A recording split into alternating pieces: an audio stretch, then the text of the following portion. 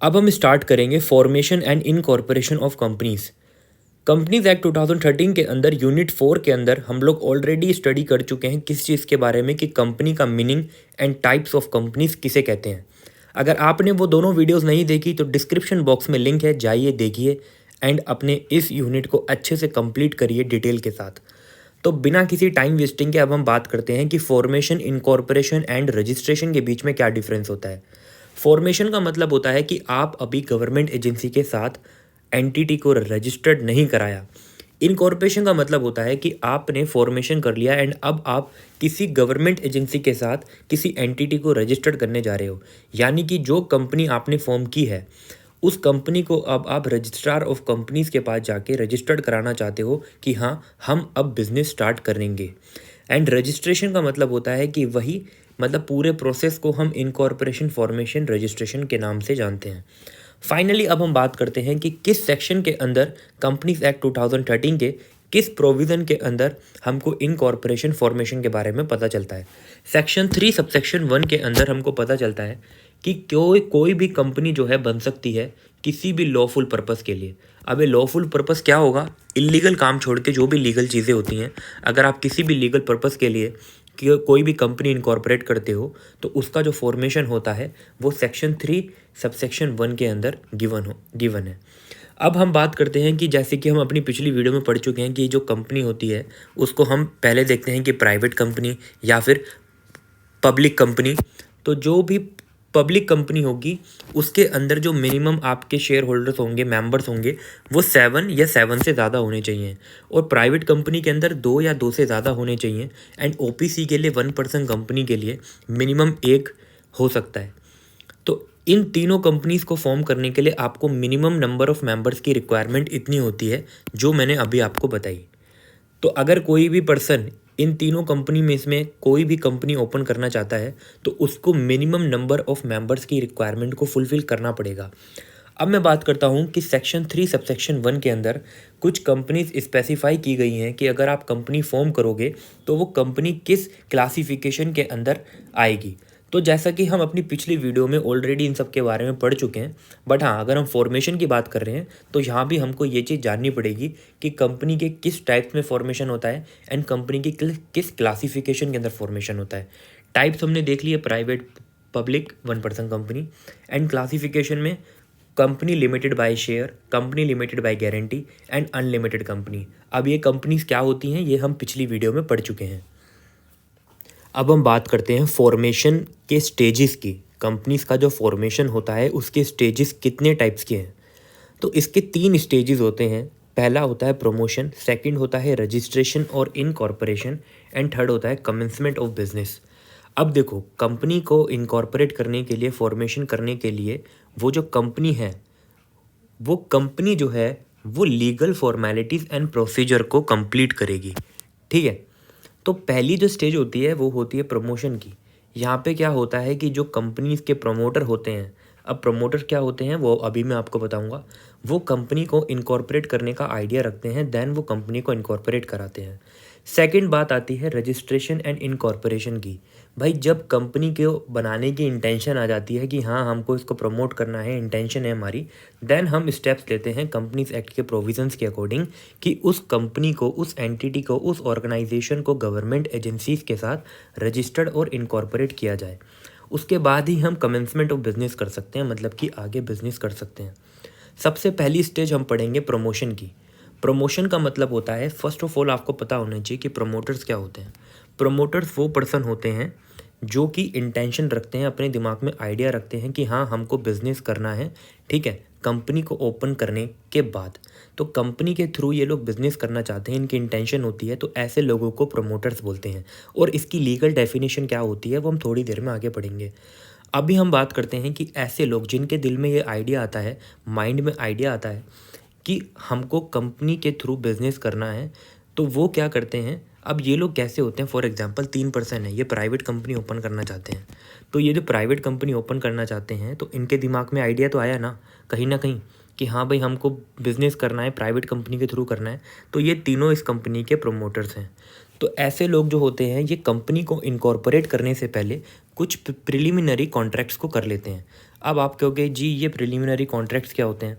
देखो, प्री मतलब होता है पहले, तो कंपनी को इनकॉर्पोरेट करने से पहले के जितने भी कॉन्ट्रैक्ट्स होते हैं जो प्रमोटर्स करते हैं, किसके लिए? जो आगे उन्होंने प्रपोज्ड की है कंपनी को इनकॉर्पोरेट करने के लिए, उन सारे कॉन्ट्रैक्ट्स को हम प्रिलिमिनरी कॉन्ट्रैक्ट्स बोलते हैं। तो प्लीज़ आप इस वर्ड को याद रखिए और अपने एग्ज़ाम में ज़रूर लिख के आना, क्योंकि ये इंपॉर्टेंट वर्ड है। अब क्या होता है, कुछ ऐसे एग्रीमेंट्स होते हैं या प्रॉपर्टी परचेज की जाती है प्रमोटर्स के नाम से, ठीक है, किसके नाम से? प्रमोटर्स के। एंड बाद में वो इसको हैंड इट ओवर कर देते हैं कंपनी के इनकॉर्पोरेशन के टाइम पे कंपनी को, ठीक है, और जो भी उनको एक्सपेंस होता है उसको रिम्बर्स कर लिया जाता है कंपनीज के अकाउंट से। आई होप आपको ये बात क्लियर है। अब मैं बात करता हूँ कि जो प्रमोटर्स होते हैं वो इंडिविजुअल हो सकते हैं, फर्म हो सकती है, कोई एसोसिएशन और पर्सन हो सकते हैं, इवन बॉडी कॉर्पोरेट भी हो सकती है। अब ये चीज़ आपको कैसे पता चलेगी ये मैं आपको वीडियो के एंड में बताऊँगा। अब हम बात करते हैं कि सिर्फ प्रोफेशनल कैपेसिटी में अगर कोई पर्सन काम कर रहा है तो आप उसको प्रमोटर नहीं बोल सकते। अब कैसे? फॉर एग्जांपल कोई सीए है, कोई कंपनी सेक्रेटरी है, कोई कॉस्ट मैनेजमेंट अकाउंटेंट है, कोई एडवोकेट है और वो कंपनी को फॉर्म कर रहा है, तो क्या आप उसको प्रमोटर बोल दोगे? नहीं भाई, उसको क्यों प्रमोटर बोलोगे? यहाँ पे लिखा है कि अगर कोई प्रोफेशनल कैपेसिटी में वर्क करेगा, जैसे कि सीए, सीएस, सीएमए, आप उसको प्रमोटर नहीं बोलोगे, उसका तो प्रोफेशन ही यही है, कंपनी के अंदर उसको अपॉइंट किया जाता है। बट हाँ, अगर वही अपनी इंटेंशन से किसी कंपनी को ओपन करना चाहता है देन उस केस के अंदर वो प्रमोटर हो सकता है, बट प्रोफेशनल कैपेसिटी के अंदर हम उसको प्रमोटर नहीं मानेंगे। तो हर कंपनी को जो है एनुअल रिटर्न, ठीक है, एनुअल रिटर्न प्रिपेयर करनी पड़ती है और उसके अंदर अपने प्रमोटर्स का नाम गिवन करना पड़ता है। एक बात याद रखना कि प्रमोटर्स सेक्शन 2 क्लॉज 69 के अंदर गिवन है ऑफ कंपनीज एक्ट 2013। प्रमोटर्स वो होते हैं जिनका नाम जो है वो कंपनी के प्रोस्पेक्टस पे गिवन होता है। अब प्रोस्पेक्टस एक डॉक्यूमेंट होता है जो कंपनी अपने पब्लिक इशू के लिए लेके आती है, यानी कि जब कंपनी लिस्टेड होने जा रही होती है या फिर कंपनी को शेयर्स चाहिए होती हैं, अपनी सिक्योरिटीज़ को इशू करती है, दैन कंपनी प्रोस्पेक्टस भी इशू करती है अपने बारे में बताने के लिए। वो एक डॉक्यूमेंट होता है कि उसकी फाइनेंशियल पोजीशन क्या है। तो प्रोस्पेक्टस के अंदर जो इनविटेशन डॉक्यूमेंट होता है उसके अंदर नाम लिखा जाता है प्रमोटर्स का, ठीक है, या फिर एनुअल रिटर्न के अंदर नाम है, जैसा कि अभी आपने ऊपर पढ़ा था ये कि एनुअल रिटर्न के अंदर आपको पर्टिकुलर्स देने पड़ेंगे प्रमोटर्स के। तो या तो प्रोस्पेक्टस के अंदर या फिर एनुअल रिटर्न के अंदर जो प्रमोटर्स का नाम लिखा जाएगा उसको हम प्रमोटर बोलेंगे। या फिर कोई ऐसा पर्सन जिसका कंट्रोल जो है कंपनी के ऊपर डायरेक्टली या इनडायरेक्टली है, मतलब या तो वो शेयर होल्डर है या डायरेक्टर है या फिर कोई और भी हो सकता है, और उसका डायरेक्टली या इनडायरेक्टली कंपनी के अफेयर्स पे कंट्रोल है, देन वो भी प्रमोटर हो सकता है। अब देखो ये थोड़ा टेक्निकल है। In accordance with rules, advice, direction, instruction of board of director, registration और इनकॉर्पोरेशन। रजिस्ट्रेशन और इनकॉर्पोरेशन का सेक्शन 7 सबसेक्शन 1 है, ठीक है। अभी हमने फॉर्मेशन का सेक्शन पढ़ा था सेक्शन 3 सबसेक्शन 1, बट अब हम बात करते हैं सेक्शन 7 सबसेक्शन 1 की, जिसके अंदर पूरा डिटेल्ड प्रोसीजर है कंपनी के इनकॉर्पोरेशन का, कि कंपनी का जो इनकॉर्पोरेशन होता है उसको किस तरीके से किया जाता है। इसके लिए सबसे पहले जो कंपनी है इनकॉर्पोरेट होने वाली है, उसको अपने नीचे दिए गए डॉक्यूमेंट्स हैं इनको फाइल करना होता है आरओसी को। किसको? रजिस्ट्रार ऑफ कंपनी को। एंड रजिस्ट्रार ऑफ कंपनी क्या होता है ये हम ऑलरेडी अपनी कंपनीज एक्ट जो हमने स्टार्ट किया था तो हमने बात की थी। अगर आपने वो वीडियोस नहीं देखी तो प्लीज़ आप उस वीडियो को डिस्क्रिप्शन बॉक्स में से लिंक लेके देख सकते हो। अब हम बात करते हैं ऐसे कौन कौन से डॉक्यूमेंट्स हैं, इन्फॉर्मेशन है जिसको हम आरओसी को फाइल करते हैं इनकॉर्पोरेशन के टाइम पे। सबसे पहला आता है MOA and AOA, memorandum of association and article of association. ये क्या होता है शॉर्ट में हम लोग ऑलरेडी पढ़ चुके हैं, लेकिन फिर भी थोड़ा सा बताऊंगा। कंपनी के बिजनेस डॉक्यूमेंट्स होते हैं एमओए एंड एओए। इसके अंदर कंपनी के ऑब्जेक्टिव एंड उस ऑब्जेक्टिव को कैसे अचीव किया जाता है वो स्पेसिफाई किया जाता है।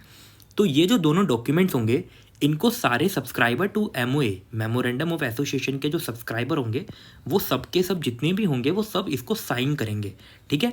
एंड सब्सक्राइबर टू एमओए क्या होता है ये हम पिछली वीडियो में बता चुके हैं। अब हम बात करते हैं, सबसे पहले डॉक्यूमेंट पता चल गए दो, एमओए एंड एओए, ठीक है। दूसरा डॉक्यूमेंट है एक ऐसी डिक्लेरेशन देनी है, ठीक है, आरओसी को। वो डिक्लेरेशन जो होगी वो होगी इस चीज़ के रिगार्डिंग कि एक्ट के अंदर जितनी भी रिक्वायरमेंट हैं, जितने भी रूल्स हैं, उन सब का कंप्लाइंस पूरे अच्छी तरीके से किया जा रहा है।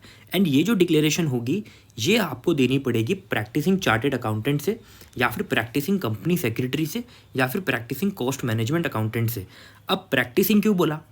प्रोफेशनल जितने भी होते हैं जो CS होते हैं, CMA, इनके पास दो ऑप्शंस होते हैं अपने काम करने के लिए, अपने वर्क को स्पेसिफाई करने के लिए इनके पास दो चॉइसेस होती हैं। एक तो होते हैं एम्प्लॉयमेंट वाले, एक होते हैं प्रैक्टिसिंग। जैसे एडवोकेट्स आपने देखे होंगे, उनके चैम्बर्स होते हैं, वो सब प्रैक्टिसिंग वाले होते हैं।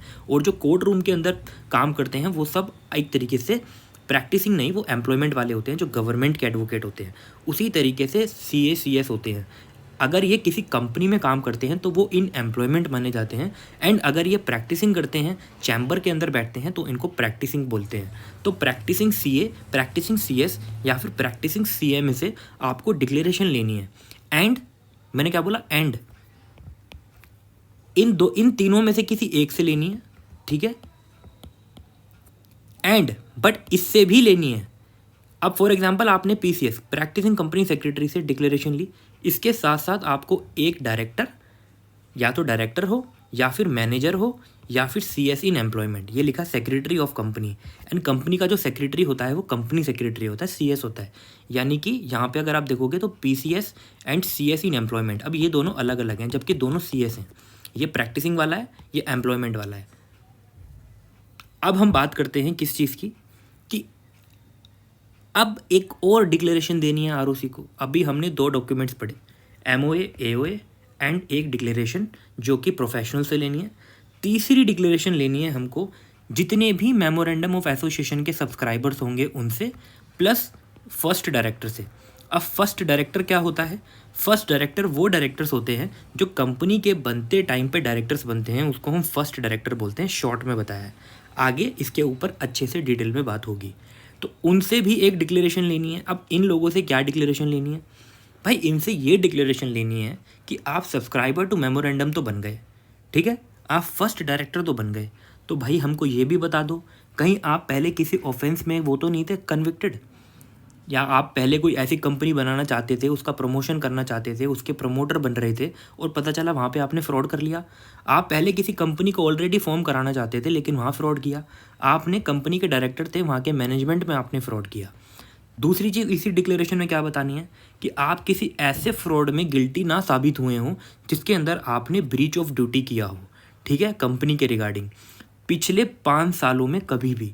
एंड अब आप क्या करोगे? जो भी डॉक्यूमेंट्स फाइल होगा रजिस्ट्रार ऑफ कंपनी को, वो सारा correct, complete and true manner के अंदर फुलफिल किया जाएगा, वो भी गोल्डन रूल के साथ। गोल्डन रूल का मतलब होता है जो लिखेंगे सही लिखेंगे और एकदम सही करेक्ट बात बोलेंगे, ट्रू लिखेंगे, कुछ भी फॉल्स डॉक्यूमेंट नहीं देंगे। अब आपको इसमें एड्रेस स्पेसिफाई करना है अपने रजिस्टर्ड ऑफिस का, कंपनी का, ठीक है। अब जितने भी सब्सक्राइबर टू मेमोरेंडम होंगे उन सबके नेम्स, उनके फैमिली नेम्स, रेसिडेंशियल क्या है, नेशनैलिटी क्या है, उनकी आइडेंटिटी प्रूफ क्या है, एंड पर्टिकुलर्स क्या है, जितने भी डायरेक्टर्स हैं उनका डिन नंबर क्या है, director identification number, residential address क्या है, नेशनैलिटी क्या है फर्स्ट डायरेक्टर्स की, एंड आर्टिकल ऑफ एसोसिएशन के अकॉर्डिंग जो भी और भी चीज़ मेंशन की होंगी वो सब देनी पड़ेंगी। एंड फर्स्ट ऑफ ऑल एक और इम्पोर्टेंट चीज़, कंसेंट भी आपको बतानी पड़ेगी, क्योंकि कंसेंट के बिना माना जाएगा कि आपने किसी को फोर्सफुली डायरेक्टर बनाया है या फोर्सफुली सब्सक्राइबर टू MOA बनाया है। क्योंकि अगर मैं किसी कंपनी में डायरेक्टर बनना चाहूँगा तो मेरी कंसेंट ज़रूरी है कि हाँ मैं उस कंपनी का डायरेक्टर बनना चाहता हूँ, अदरवाइज़ वो फोर्सफुली माना जाएगा और वो चीज़ अबाइड की जाएगी एंड वो वॉइड मानी जाएगी। अब मैं बात करूँगा कि जितने भी हमने ऊपर पर्टिकुलर्स पढ़े कि हमको एड्रेस देना है, ये सारी चीज़ें देनी है, ये इंडिविजुअल सब्सक्राइबर मतलब सबको देनी है जो भी इंडिविजुअल होंगे। बट जो प्रोफेशनल इंगेज्ड हैं हमने अब फाइलिंग कर दी आरओसी को, सारे डॉक्यूमेंट्स जो भी डिक्लेरेशन थी वो सब हमने रजिस्ट्रार ऑफ कंपनी को एक स्पेसिफिक टाइम पीरियड के अंदर दे थी। अब रजिस्ट्रार की बारी है कि वो भी कुछ करे। भाई हमने फाइलिंग कर दी, आपने जो जो डॉक्यूमेंट्स बोले, जो जो कंपनीज एक्ट के अंदर आपने प्रोविज़न बताए, उन सबको फुलफ़िल करके भाई हम तो यहाँ पे पहुँच गए। अब आपका काम है भाई, आप हमको सर्टिफिकेट ऑफ इनकॉर्पोरेशन दे दो ताकि हम आगे बिजनेस कर सकें, ऐसा कंपनी का कहना है। अब देखो, जब ROC registrar of company satisfy हो जाती है, उसको जितने भी डॉक्यूमेंट्स एंड इन्फॉर्मेशन मिले हैं, ठीक है, वो उसको रजिस्टर कर लेती है, ठीक है, रजिस्टर कर लेती है अपने जो भी उनके रजिस्टर होते हैं उसके अंदर वो मेंटेन कर लेती है। एंड वो क्या करती है कि उस कंपनी को सर्टिफिकेट ऑफ इनकॉर्पोरेशन दे देती है, इशू कर देती है सर्टिफिकेट ऑफ इनकॉर्पोरेशन एक प्रेस्क्राइब्ड फॉर्म के अंदर, ठीक है। एंड वो फॉर्म क्या होता है, वो प्रेस्क्राइब्ड होता है जो कंपनीज एक्ट के अंदर लिखा जाता है, ठीक है। एंड कंपनी जो रजिस्ट्रार है आरओसी, वो सर्टिफिकेट ऑफ इनकॉर्पोरेशन के साथ आपको सिन नंबर भी दे देती है, corporate identification number. And corporate identification number जो है वो बहुत बड़ा रोल प्ले करता है एक कंपनी के लिए, ठीक है, क्योंकि इसके अंदर उसकी एक्टिविटी, उसकी डेट ऑफ इनकॉर्पोरेशन, उसके पैन कार्ड से रिलेटेड चीज़ें, ठीक है, उसका स्टेट कोड क्या होता है, वो सब उस रजिस्ट्रेशन नंबर में लिखा होता है। वो कंपनी लिस्टेड है या अनलिस्टेड है ये भी लिखा रहता है स्टार्टिंग में, ठीक है। तो सिन नंबर के साथ उसको सर्टिफिकेट ऑफ इनकॉर्पोरेशन भी मिलता है, तो दोनों चीज़ों का कॉम्बिनेशन उसको दिया जाता है। एंड वो कंपनी जो है तैयार हो जाती है कि हाँ, अब उसके पास ये सर्टिफिकेट ऑफ इनकॉर्पोरेशन एक एविडेंस बन जाता है कि हाँ, मैं अब सेपरेट लीगल एंटिटी बन चुकी हूँ। एंड आगे फ्यूचर में अब कोई भी लीगल एक्टिविटी होगी उसके लिए मेरा जो सर्टिफिकेट ऑफ इनकॉर्पोरेशन है ये एक कंक्लूसिव एविडेंस माना जाएगा, ठीक है। कमेंसमेंट ऑफ बिजनेस, कंपनी का इनकॉर्पोरेशन अभी तक हो चुका है, certificate of incorporation registrar of company के थ्रू मिल चुका है। तो सेक्शन 10A क्या कहता है कि कंपनी जो कंपनी है according to companies amendment ordinance act 2019। अब ऑर्डिनेंस का मतलब होता है जब आपके राज्यसभा और लोकसभा सेशन में नहीं होते तो उस टाइम पे जो प्रेसिडेंट होता है वो भी एक्ट बना सकता है, तो वो जब उस पावर का यूज़ करते हैं उस एक्ट को ऑर्डिनेंस के नाम से जानते हैं, ठीक है। वो कोई जो कंपनी है वो कमेंस नहीं कर सकती अपनी कोई भी बिजनेस, ठीक है, कोई भी बिजनेस कमेंस नहीं कर सकती जब तक नीचे दी गई कंडीशन फुलफिल ना की जाए, ठीक है। जब तक नीचे दिए गई कंडीशन फुलफिल ना की जाए, जब तक कंपनी के पास सर्टिफिकेट ऑफ इनकॉर्पोरेशन होते हुए भी वो कंपनी अपनी बिजनेस एक्टिविटी नहीं कर सकती। अब नीचे दी गई कंडीशन क्या है, उसको कैसे फुलफिल करना है, ध्यान से समझो। डायरेक्टर्स के थ्रू हमको एक डिक्लेरेशन चाहिए। क्या चाहिए? जब कंपनी का इनकॉर्पोरेशन हो जाएगा, उसको सर्टिफिकेट ऑफ इनकॉर्पोरेशन मिल जाएगा, उसके 180 दिन के अंदर, मतलब सर्टिफिकेट ऑफ इनकॉर्पोरेशन आज मिला, उसके 180 डेज के अंदर एक डिक्लेरेशन देनी है डायरेक्टर्स को। क्या देनी है? डिक्लेरेशन डायरेक्टर्स को एक प्रेस्क्राइब फॉर्मेट के अंदर। किसको? रजिस्ट्रार ऑफ कंपनी को। कि डिक्लेरेशन किस चीज़ के रिगार्डिंग? कि जितने भी सब्सक्राइबर टू मेमोरेंडम हैं उन्होंने जितना भी एग्री किया था अमाउंट पे करने का कि कंपनी के बनने के बाद हम मेंबर बनेंगे कंपनी के। अब आपको समझ आ गया कि सब्सक्राइबर टू मेमोरेंडम क्या होता है। वो चीज़ होती है सब्सक्राइबर टू मेमोरेंडम, जब कंपनी बनने से पहले मेमोरेंडम ऑफ एसोसिएशन को बनाया जाता है, उस टाइम पे जो मेंबर्स बनना चाहते हैं कंपनी के, उसको हम पहले सब्सक्राइबर टू मेमोरेंडम बोलते हैं। देन वो जब कंपनी बन जाती है तो उस टाइम पे क्या होता है, जितना अमाउंट के लिए वो एग्री करते हैं कि हम इस अमाउंट से मेंबर बनेंगे, तो वो उन लोगों ने पे किया है या नहीं, ये आपको इस डिक्लेरेशन के अंदर बताना है, ठीक है। सेकंड कंडीशन कि आप जो कंपनी है उसको आरओसी को फाइल करनी पड़ेगी उसके रजिस्टर्ड ऑफिस की वेरिफिकेशन, ठीक है। अब वेरिफिकेशन में क्या हो सकता है भाई? हो सकता है पुलिस वेरिफिकेशन की रिपोर्ट हो, या फिर हो सकता है और अदर चीज़ें हों, इलेक्ट्रिक बिल, बिजली का बिल, एनओसी वगैरह, बहुत सारी चीज़ें वॉयलेशन कर दिया। सेक्शन 10A का अगर कॉन्ट्रावेंशन कर दिया कंपनी ने, अब कंपनी ने क्यों, देखो बोला था ना सेपरेट लीगल एंटिटी है। अब आपको समझ आएगा सेपरेट लीगल एंटिटी का क्या मतलब होता है अच्छे से। तो अगर डिफ़ॉल्ट कर दिया आपने सेक्शन का, ये डिक्लेरेशन फाइल नहीं की, तो कंपनी के ऊपर अलग लाइबिलिटी होगी और हर ऑफिसर जो डिफ़ॉल्ट में होगा उसके ऊपर अलग लाइबिलिटीज़ होंगी।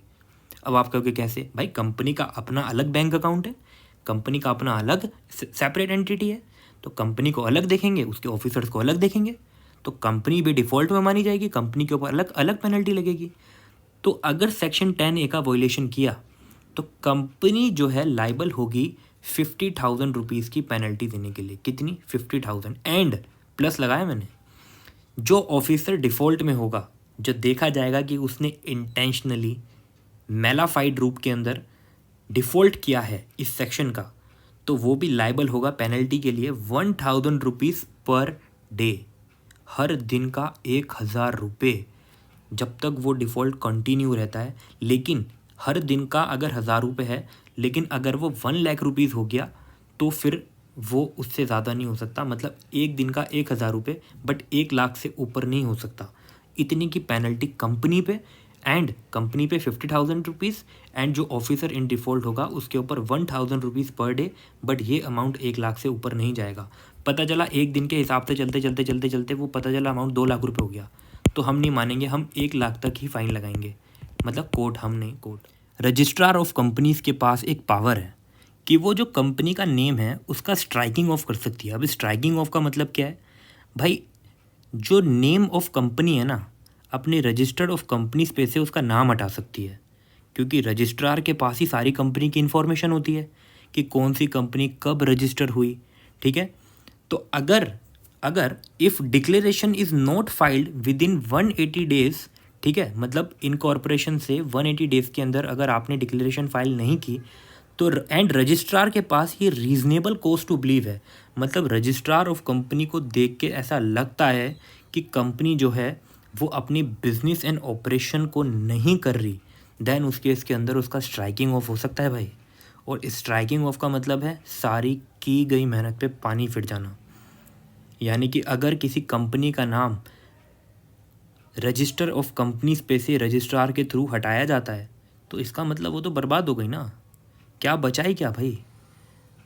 तो वो उस चीज़ को लेके भी बहुत सारी चीज़ें होती हैं। अब हम बात करते हैं कि इनकॉर्पोरेशन की डेट से जो भी सब्सक्राइबर टू एमओए होते हैं वो मेंबर बन जाते हैं। ठीक है, आई होप आपको क्लियर हुआ होगा अभी कि मेमोरेंडम ऑफ एसोसिएशन के ऊपर जो सब्सक्राइबर होते हैं वो बाद में मेंबर बन जाते हैं जब कंपनी का इनकॉर्पोरेशन हो जाता है, और वो जो कंपनी है वो बॉडी कॉर्पोरेट बन जाती है, उसका मेमोरेंडम होता है। ठीक है, एंड वो कैपेबल होती है, उसकी सेपरेट लीगल एंटिटी होती है, अपने नाम से प्रॉपर्टी परचेज कर सकती है, डिस्पोज ऑफ कर सकती है। ठीक है, उसके पास मूवेबल और इमूवेबल प्रॉपर्टी होती है, टेंजेबल इंटेंजेबल, वो एक लीगल पर्सन बन जाती है, वो केस कर भी सकती है, उसके ऊपर केस हो भी सकता है। अगर आपको लगे कि वीडियो को लाइक करना चाहिए और चैनल को सब्सक्राइब तभी करना।